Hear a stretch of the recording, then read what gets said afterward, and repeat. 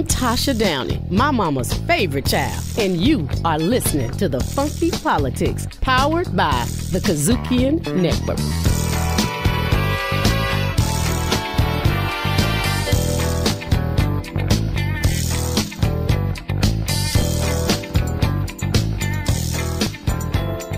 Welcome back to Funky Politics, powered by the KUDZUKIAN Network. We have on today's show the one and only Roger Entner. Did I say that correct? Roger Entner? Yeah. That's right. That's right. Yeah. Founder and lead analyst of ReCon Analytics, and he's out of Boston, Massachusetts. And is that Boston or is that Boston? Boston. It's Boston? Boston. Hey, welcome to the show, Roger. Thanks for having me. Hey, look, you are one of the leading telecom experts in our globally, and we'd like to get a little bit of knowledge about ReCon, about you, and where you come from. Sure. So ReCon Analytics, we do research and consulting for the telecom and media industry. We help companies in that space to better understand things. We also work a lot with CTIA, for example, and help them explain to lawmakers and regulators better what's at stake with 5G. Started ReCon Analytics in 2011. Before that, I was SVP, head of telecom research for Nielsen, one of the largest research company out there.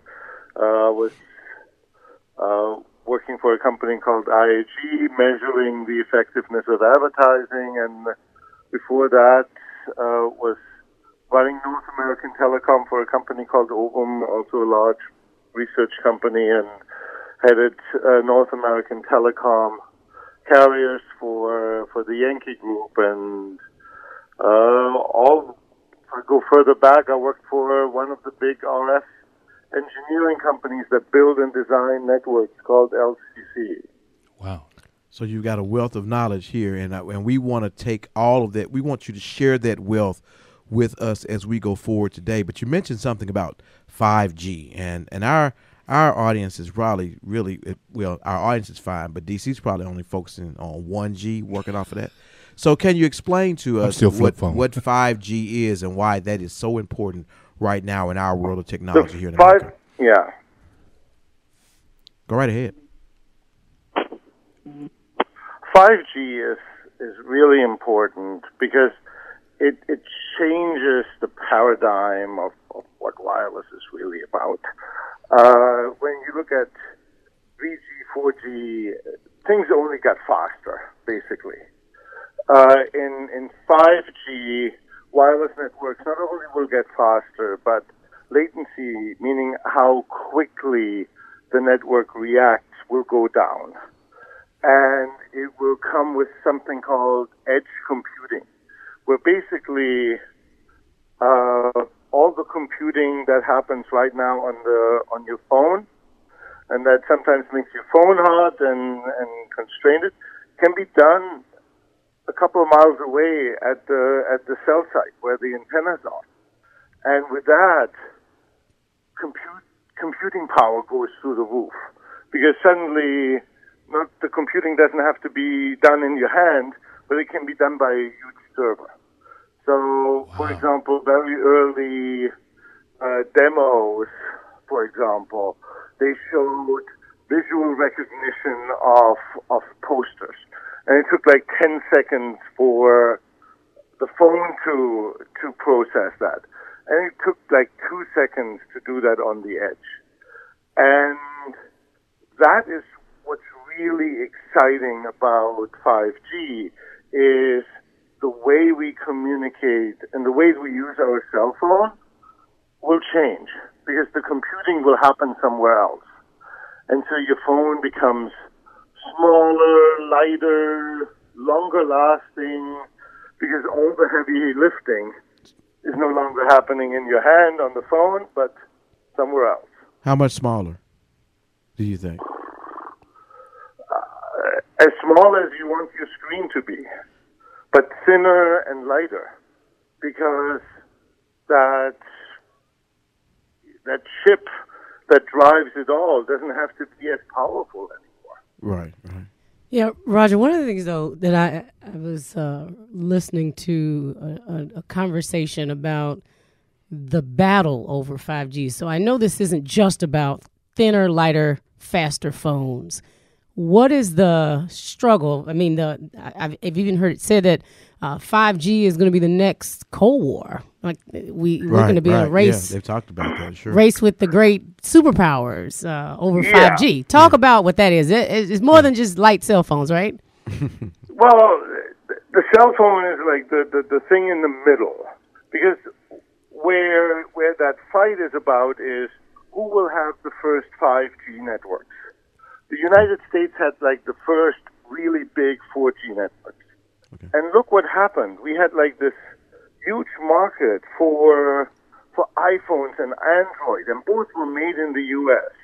And that whole operating system and the whole software development happened all here. Without mobile, Google wouldn't be as big as it is today. Sure. Apple would be still doing Macs only. Facebook, you would have to be on your computer to do that. And so it's like, where does the innovation happen? Where are the next Googles, the next Facebooks that do something completely different? So that's why we have like this race to 5G. And China completely understood that. And so China put a lot of effort into also making the equipment for that. And that's where the whole stuff with Huawei comes in, and which is blocked here in the United States from being in carriers' networks before, because the American spy agencies are afraid the Chinese would do the same thing with Chinese equipment that we can do with other equipment. And it's quite well documented what American spy agencies can do. Signal intelligence, and that's basically what this is all about, is the biggest part of our intelligence gathering. And if we're using Huawei, you're always a lot better with the equipment made by your countrymen. Sure. Than by somebody foreign, Sure. and they think that the Chinese would use Huawei gear to spy on us. And so Roger, let me stop you right there. Law that requires them to cooperate.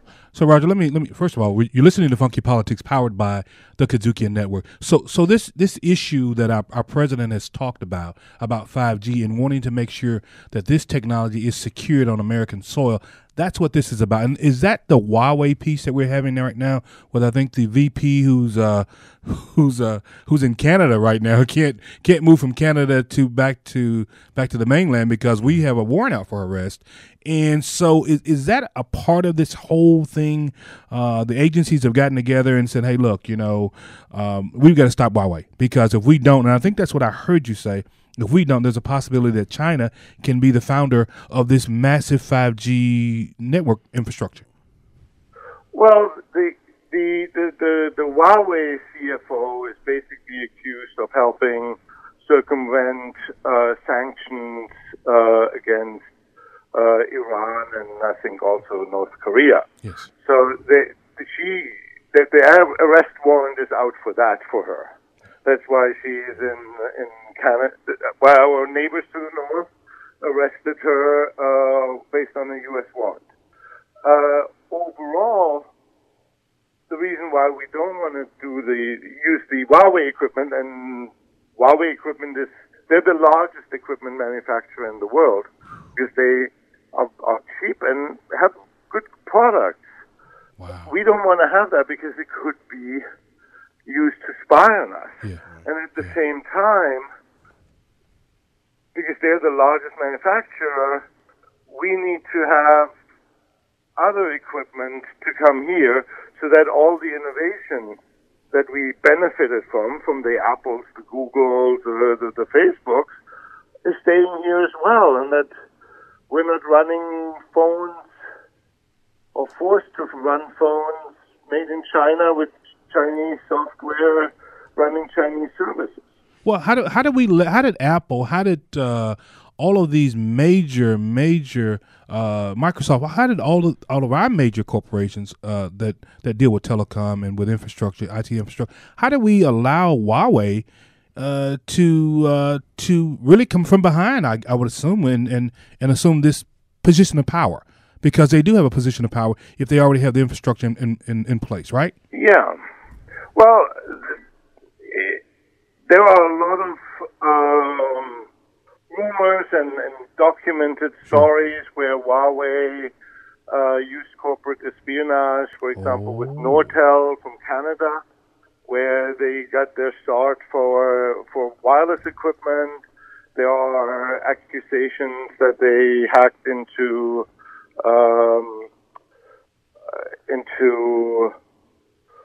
Cisco and stole their router things, and then they kept developing it. And we have to remember, China has 1.4 billion people. It's a huge market, and then they sold to their own market and became a lot better. If you look at 4G, 60% of 4G base stations are in China. It's a huge country, and it's a huge market. Right. And it seems like really when we talk about the war, it's really just more or less a race to produce in order to get revenues. So now I've been told as recently as a couple of days ago that United States right now is somewhere lagging behind. From your impression, though, where are we really? Are we in a situation where we're going to be finding out that the new race is not nuclear, but it's technology? We already know that. Yep. But are we going to be looking at a situation where we are trying to catch up over time? And what is it that has us continuing lagging behind? Are we low on innovations? Are we low on getting people in the craft? Are we low on the revenues? I mean, what's keeping us behind? Well, about 2 years ago, undoubtedly, we were behind. Okay. Because what we need for a 5G network is more spectrum. Okay. And the FCC has really done a terrific job in making more spectrum available and auctioning off spectrum, and they do that as we speak. Now, when you say spectrum, you're talking to people that have never. Spectrum is the place where the 76ers used to play basketball. So spectrum means what? Spectrum means radiomagnetic waves that go through the air that allow your phone to talk with the rest of the world. Okay. So, and we just need more of that. Okay. In different frequency bands, and the FCC has done a very good job in doing that. So right now, I think I would say we're head on head.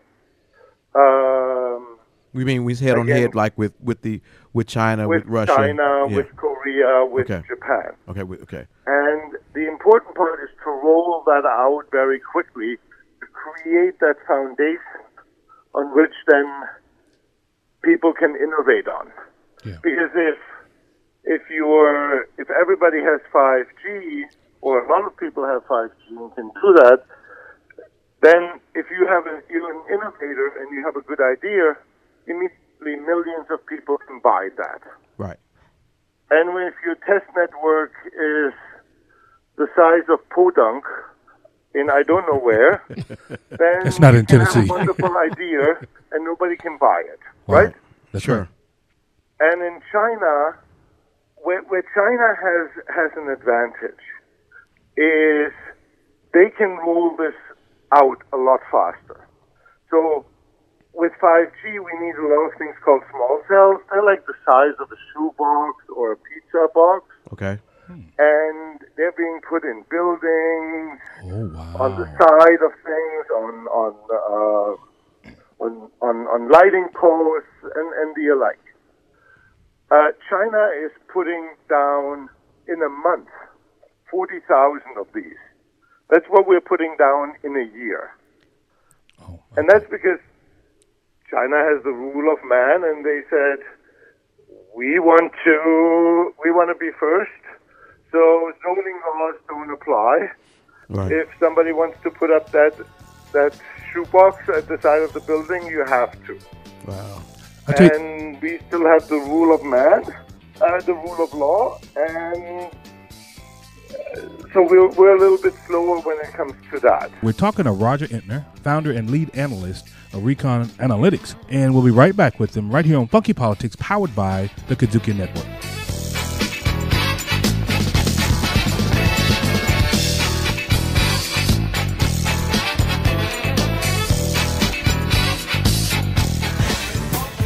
Funking up your airwaves and jamming the good information in your ear. Once again, it's Funky Politics. Funky Politics. Funky Politics.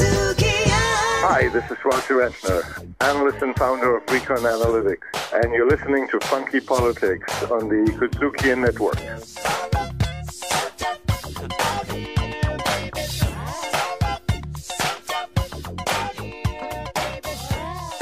We're back right here on Funky Politics, powered by the KUDZUKIAN Network. I am DC, sitting here with the very best co-host that you could ever have on any show, Doc Ward. Welcome to Doc, and I got Tosha Dowdy. Doc's rolling his eyes. Yeah, I saw that. I don't know if those were dagger eyes or what. Tosha, you saw that, man? He looked at me like, I think they're thinking eyes. You know, this 5G conversation is real heavy. That's right, because we got Roger Entner, who happens to be the founder and lead analyst with ReCon Analytics, and this guy's a global telecom expert, and we got him right here with us in the Funky Politics studio. Tosha, you got him. Yeah, Roger, you raised a couple of points, and I think you mentioned, but we want to kind of go back a little bit when you talk to our audience, talking about the CTIA you mentioned. I was like, is that like the Federal Bureau of Technology Investigate? Like, what is that? And also, you talked about us being head-to-head. I was like, I'm kind of doubting our head-to-headness. So give me some assurance that we are not far behind in this. That we're not right next to Uruguay or something like that. Yeah, no. So basically, CTIA is the Wireless Industry Association. So it's like all the companies that are doing something in wireless, and they were very concerned that we were actually behind. And they put together a lot of research and showed the consequences of what it means to fall behind in a generational race, because every time somebody fell behind in a race, basically one of the industries died and didn't come back. When you look at it, the U.S. was actually leading in 1G, but we were late with 2G, and then our equipment manufacturers, Lucent, Motorola, and Canada's Nortel, they died. They were bought by the Europeans. The Europeans led in 2G. But they fell asleep when it comes to 3G, and all their handset manufacturers died. The Nokia handset group, the Ericsson handset group, Siemens, Alcatel, they all died. When it came then with 4G, the Japanese were actually leading, and we caught up. And all the innovation happened here, and, they had something called iMode. And in their best year, they spent $16 billion for developers just in Japan. Google with Android has never spent that much money on globally. And that died because iPhone came in and killed. iPhone has 50% market share in Japan and basically killed that. So that was like the big wake-up call for the government and for the FCC to say, we don't want to fall behind because it's really bad for the economy, for high-paying jobs, for innovation, and all that comes with it. So right now, I would say that there are 4 countries that are head and head. There's China, there's South Korea, and there's Japan, and there's the U.S. And we're coming on very, very strong. I think we're accelerating and moving ahead quite quickly. So, but the race is far from over. So we have to continue to build out to improve how we can build more cell sites to bring this to everybody in the country so that we can create new jobs innovating on this, because it's not the same ball game as before. So Roger, let me ask you this, Roger. So do you think that we ought to adopt a policy or a position as China has in terms of with these smaller, I guess, cell, not necessarily a tower, but something that captures those signals? Should we do something like? I mean, we got streetlights all over. Deregulation. Yeah, we got streetlights all over the country in our most of our urban cores, and we could simply just start. Hey, look, y'all, we need to do this right here so we can catch up, or at least we can surpass. What are you talking about doing? He just said that China has putting them all over the place. These cell, I don't want to call it a cell tower, cell boxes, like a cell box. You said almost like the size of a pizza box. It's a box. Yeah, sure, that's what he said. It's a pizza box. But I think you were also saying though that there are certain regulations that the United States has zoning laws and other things that prevent that from happening. Is that because of the environmental concern and the technology in the box? Is it because the boxes? I mean, what's the reason for that? A lot of it is people just don't want to have this stuff. On one hand, they complain that they don't have wireless service. At the same time, they don't want to have the equipment. Wow. You know, what's really funny is actually affluent neighborhoods have typically worse wireless coverage than less affluent ones, because the rich folks go to their city council and say, I don't want to have this thing in my neighborhood, and then they complain about not having wireless service. But a lot of cities say, like, oh, we don't want to have this, we want to have less, or we want to have thousands of dollars for this little shoebox. So the FCC has come in and improved that. Now, what would help greatly would be if every municipality in every state would decide this on the same way and have less leeway of doing it differently. And, you know, I've been involved in lawsuits where cities and municipalities simply said no, and then they lose in court several years later, wasting a lot of taxpayer money, and the tower goes up anyway, or the small cell. So, but it looks good for the politicians, because we stand up for your right not to have this thing. So you're saying basically then, in a nutshell, that the ability for the United States to grow in a technological manner and stay competitive is being threatened by funky politics. Not this show, but by funky politics itself. Absolutely. And see, that's why we keep on giving it to you right here on Funky Politics, powered by the KUDZUKIAN Network, which you are listening to. Now, on that note, though, given these funky politics, then. And they are funky. Yeah.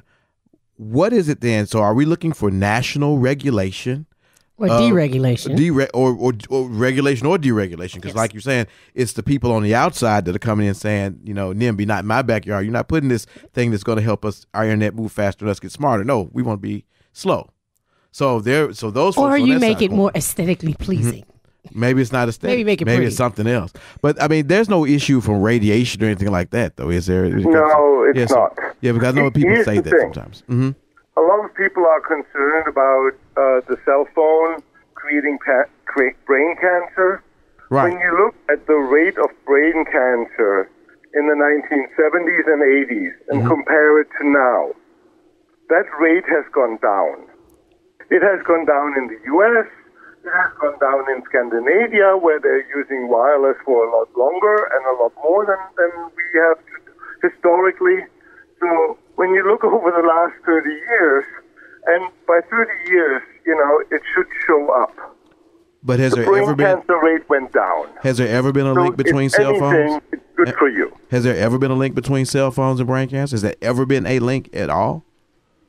There has been a link with one in a lab rat environment where they blasted that rat for 24 hours with, 50 times what the radiation on cell phone, what a normal person would experience. Okay. So So you're saying if you are just a I don't know, overly obnoxious cell phone user, you sleep with your phone, you talk on it all the time, you don't take it away from your head, then you might have the chance to get brain cancer, but not just walking there. No, I don't think so. The brain cancer rate went down compared to before cell phones.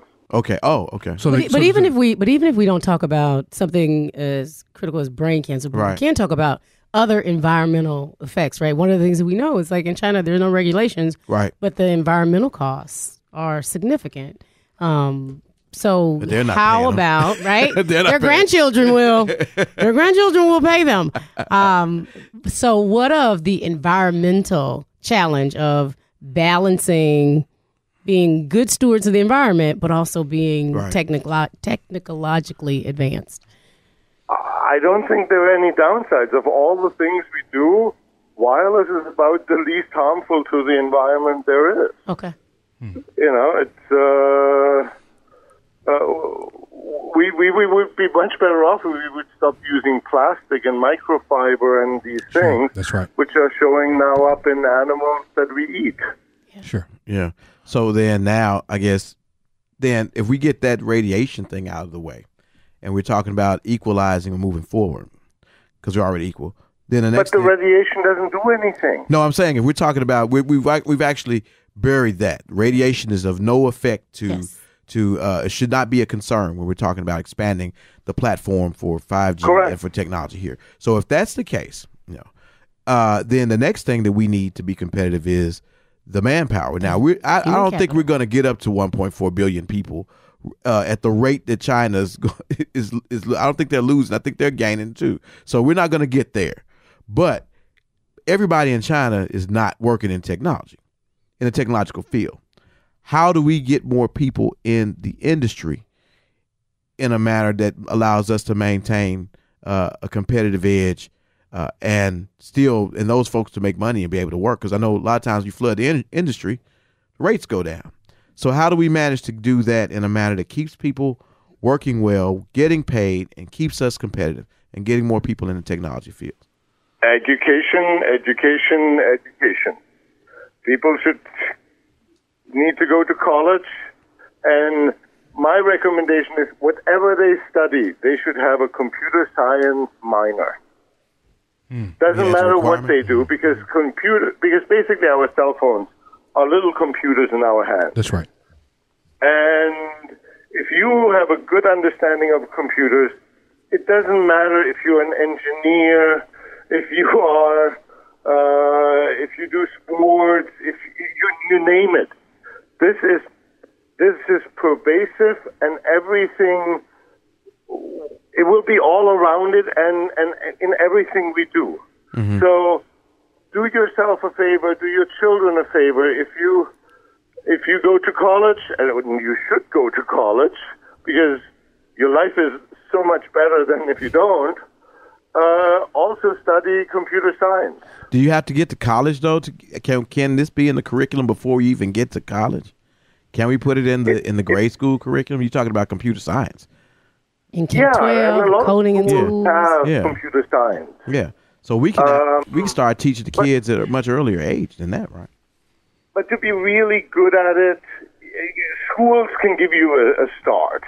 And if you're a prodigy, you might not need college. But but prodigies are few and far in between. Sure. Right. So we seem to think so.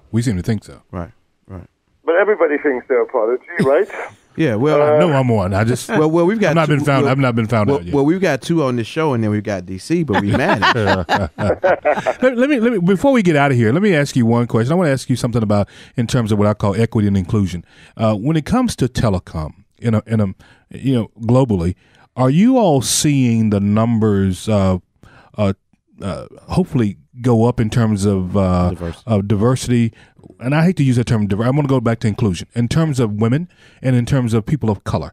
Are those numbers increasing that you've seen with the Verizons? And I'm talking about in some of the higher echelons of these corporations around the world, Intels and Cisco's. Are you seeing any of that at all, Roger? In the AT&Ts, the Verizons, the Telecoms, the Sprint, Absolutely. Yeah. There is a conscious and deliberate effort to hire and promote minorities, to promote women. It's getting a lot more diverse. I'm in this industry for more than 20 years. 20 years ago, if you saw a woman, they were mostly in HR, right? Yes. Now, I know personally, for example, the lady who runs 5G infrastructure deployment. So her job is to build the 5G network for AT&T. She's an African American woman, for example. Wow. So there is,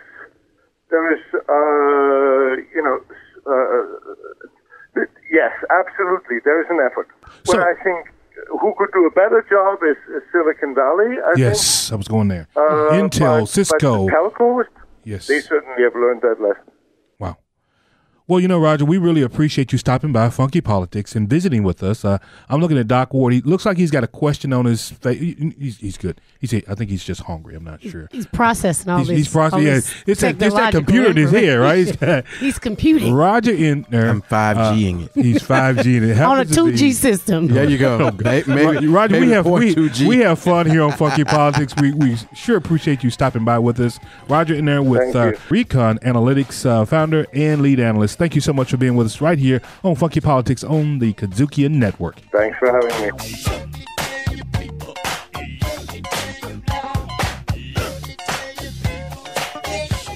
We got the funk. Funky Politics on the KUDZUKIAN Network. Riffin' on Jazz. I'm Howard Robertson, one of your hosts for Riffin' on Jazz. Riffin' is your weekly visit with friends where we dive all in to that classic African-American art form called jazz every week on your favorite broadcast and podcast platforms. Riffin' on Jazz on the KUDZUKIAN Network.